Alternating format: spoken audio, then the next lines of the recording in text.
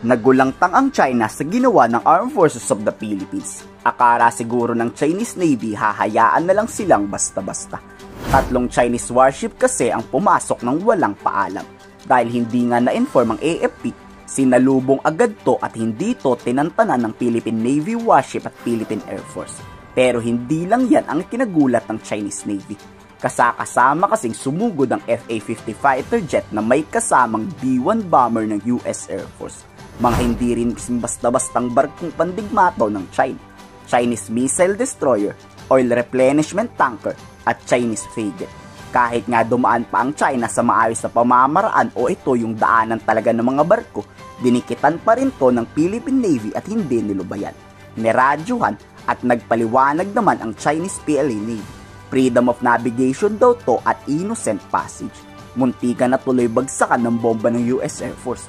Buti na lang nagpaliwanag na pupunta daw silang Indonesia. Pero syempre hindi agad-agad naniwalang AFP. Talagang literal na hindi nilubayan hanggang makalayas to ng Philippine EEZ. They were challenged all the way. They replied but not in accordance to standard procedures. Standard procedure is that you would identify yourself, you would state where you came from, where you're heading to. The only reply given to Western Mindanao Command was that they are exercising freedom of navigation and innocent passage. Track of the PLA Navy ships is a generally accepted and utilized track of merchant vessels traversing north to south. So yung kanilang pagdaan, hindi nakakaalarma sapagkat parati namang may dumadaan doon. Ang importante, bawat may dumadaan na warship, anumang bansa ay binabantayan po ng Pilipinas. Grabe ang AFP sa ginawa nila Sa curious kung ilang naval warship ng Philippine Navy ang ipinadala, 6 na Philippine Navy warship ang umescort palayo. Sa Philippine Air Force naman, 2 FA-50 fighter jet ng tulad sa video. Tracked by FF-17, PS-36 and 4 other Navy ships, 1 Philippine Navy aircraft and 2 Philippine Air Force aircraft. This entailed the participation of Northern Luzon Command, Western Command, the Central Command, and Western Mindanao Command. Our capability to be able to track, to monitor, and to hand over to the succeeding operational commands is a capability that the AFP has already today. Sitwasyon is under control.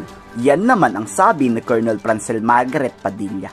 Handa raw ang sandatahang lakas na rumisponde sa anumang banta sa ating seguridad. Dito muling nasubok ang interoperability ng US at Philippines. Sabay na rumesbak sa posibleng pag-atake ng China. Bigatin pa yung ipinadala ng US. Bomber ba naman Isang bagsakan lang talaga to ng bomba lusaw yang mga Chinese.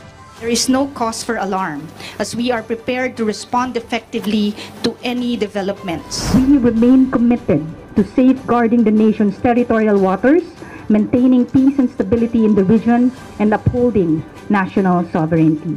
Kahit dumaan sa maayos na daanan ng Chinese Navy, kabastusan pa rin sa AFP ang hindi pagpaalam dito. Kayo, anong masasabi nyo sa pagresponding ginawa ng Armed Forces? I-komento sa baba ang inyong salo.